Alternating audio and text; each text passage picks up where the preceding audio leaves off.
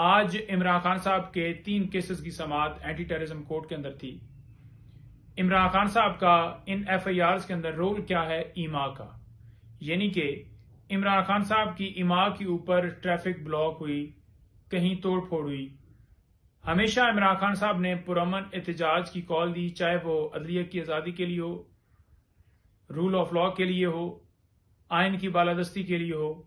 تو آگے سے ورکرز کے اوپر، کارکنوں کے اوپر لاٹھی چارج کیا گیا اور ساتھ ہی ایف آئی آر درج کر دی گئیں، اور اس میں عمران خان صاحب کے اوپر جو رول ڈالا گیا کہ ان کی ایما کے اوپر یہ احتجاج ہوا۔ دفعات کیا لگائی جاتی ہیں جی؟ دہشت گردی کی دفعات، یعنی کہ اگر آپ پرامن احتجاج کی کال دیں اور اپنے اداروں کو مضبوط کرنے کے لیے یا رول آف لا کے لیے یا آئین کی بالادستی کے لیے، تو آپ کے اوپر دہشت گردی کی دفعات درج کر دی جائیں گی۔ اور کس کے اوپر کی جا رہی ہیں؟ پی ٹی آئی کے ورکرز اور سابقہ وزیر اعظم عمران خان صاحب کے اوپر۔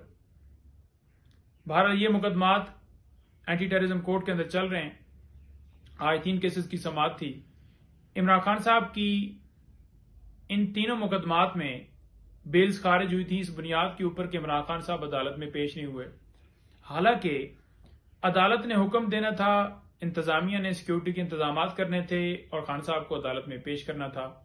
ویڈیو لنک کے ذریعے بھی حاضری لگائی جا سکتی تھی، لیکن یہ بیلز بلا وجہ خارج کی گئی۔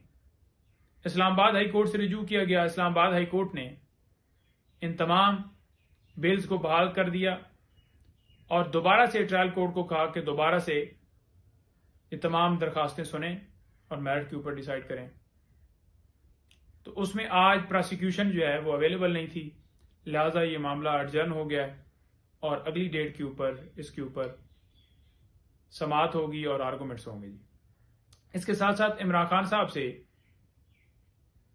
ان کے بیٹوں کی فون کے اوپر بات کرنے کے حوالے سے درخواست دی گئی تھی، جو کہ عدالت نے الاؤ کر دیا، لیکن جیل حکام فون پر بات نہیں کروا رہے۔